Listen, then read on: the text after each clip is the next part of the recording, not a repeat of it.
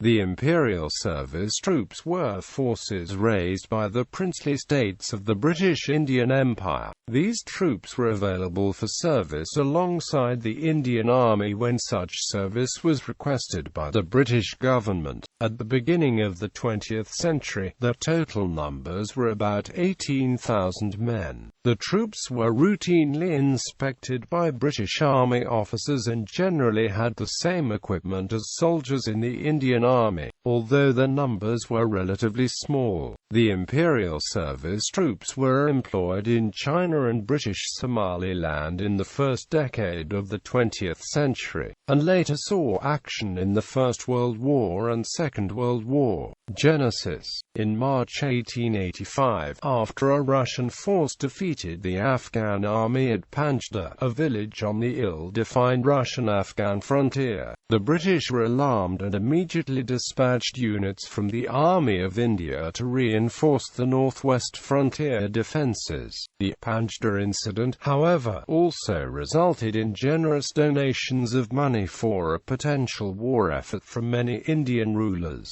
most notably the Nizam of Hyderabad. Although the incident was later resolved by compromise, the timely support of the Indian princes prompted the British to create a reserve force of approximately 20,000 soldiers recruited from the armies of the native states, but trained and equipped by the Indian Army. The cost of the training and new equipment was borne by the native states, armies of the princely states. The armies of the princely states were bound by many restrictions that were imposed by subsidiary alliances. They existed mainly for ceremonial use and for internal policing.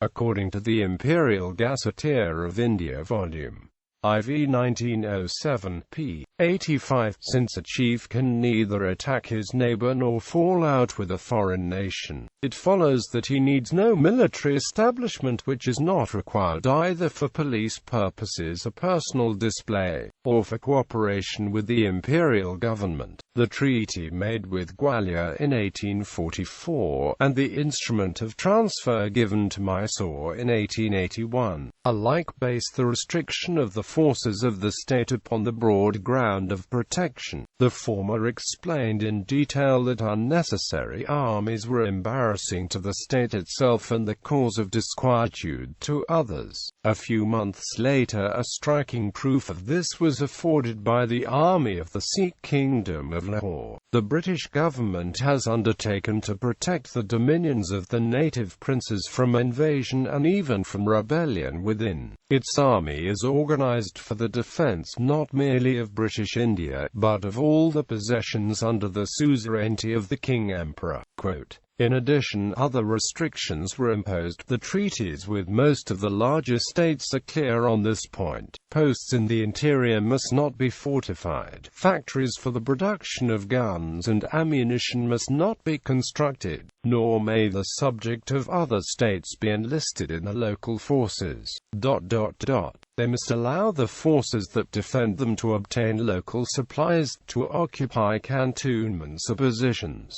and to arrest deserters, and in addition to these services they must recognize the imperial control of the railways, telegraphs, and postal communications as essential not only to the common welfare but to the common defense.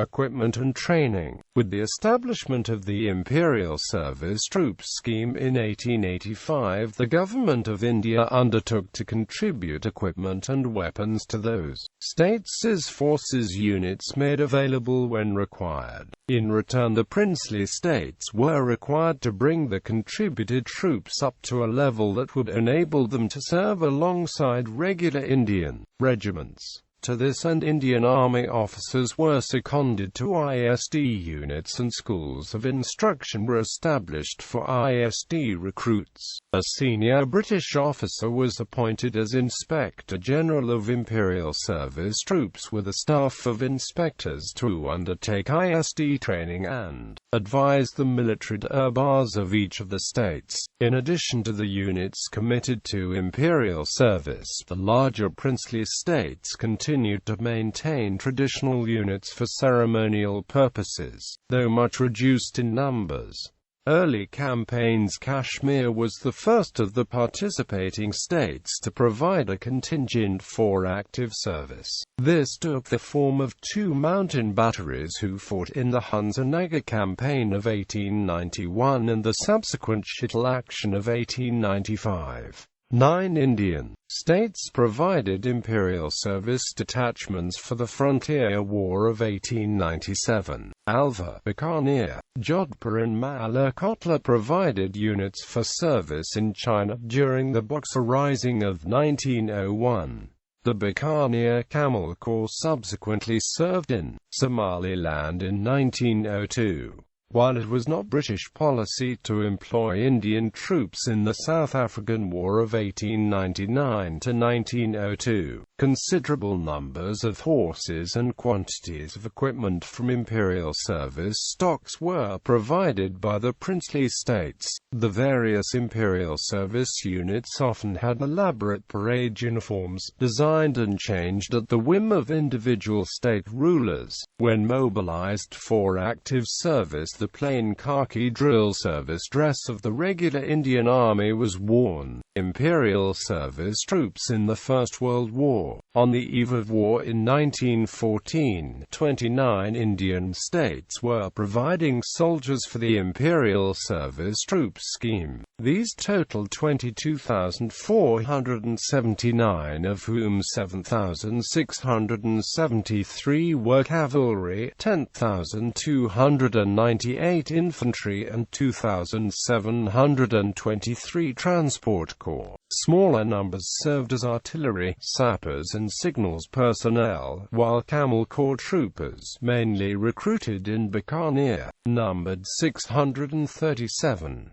During the First World War, 18,000 Imperial service soldiers saw service in Mesopotamia, Egypt, Palestine and East Africa. Sappers and transport units were sent to France. Contingents from the smaller states did not serve overseas but were employed on internal security duties at training cavalry remounts. In India itself, in the emotional atmosphere prevailing at the beginning of the war, many of the Indian rulers went beyond meeting the standing commitment to make Imperial service troops available for whatever purpose the government of India decided. In September 1914, the Viceroy Lord Hardinge reported that 700 Indian princes had offered their services in various forms, from the sending of troops to the provision of hospital ships or financial assistance. Imperial Service Cavalry Brigade. From 1914 to 1916, as part of the Egyptian Expeditionary Force commanded by General Maxwell, the Imperial Service Cavalry Brigade with the 10th and 11th Indian Divisions, the Bikaner Camel Corps and 3 batteries of Indian Mountain Artillery, took part in the defense of the Suez Canal Campaign at the beginning of the Sinai and Palestine Campaign. The Imperial Service Cavalry Brigade, made up of the Jodhpur Imperial Service Lancers, the Mysore Imperial Service Lancers and the 1st Hyderabad Imperial Service Lancers, continued to serve in the Egyptian Expeditionary Force during 1917.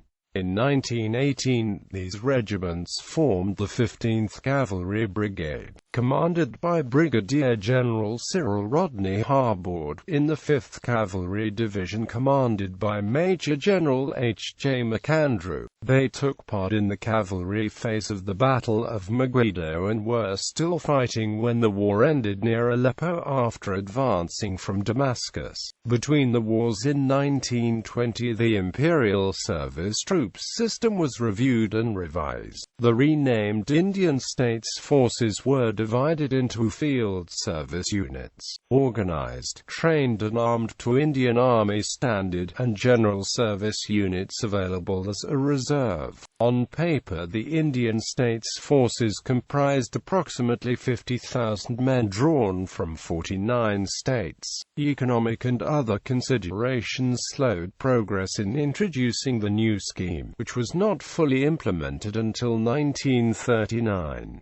World War II. During the Second World War, the Indian states or princely states provided 250,000 men for service with the Indian States Forces. ISF units saw service in Malaya, Burma, North Africa, the Middle East and Italy, while detachments served as garrison and internal security troops in India itself. 5 ISF battalions were part of the garrison of Singapore when it fell to the Japanese in February 1942. Post-independence. Following 1947, 69 former Indian States Forces units were transferred into the part of the Indian Army which transferred to the new Dominion of India. ISF infantry units were generally added to existing regular regiments, the 1st and 2nd Patiala Infantry for example becoming the 15th and 16th Battalions of the Punjab Regiment. 6 ISF Cavalry regiments were however amalgamated to form the newly raised 61 Cavalry, which remains the only horse-mounted non-ceremonial unit in the Indian Army. 4 ISF infantry regiments and 1 mountain artillery battery were incorporated into the new Pakistan Army. Imperial service troops in popular culture. John Masters' book, The Ravi Lancers, uses the experiences of a fictional Imperial service cavalry regiment in France during the First World War to illustrate the divide between the feudal culture and relationships of a princely state and the mechanical brutality of modern warfare.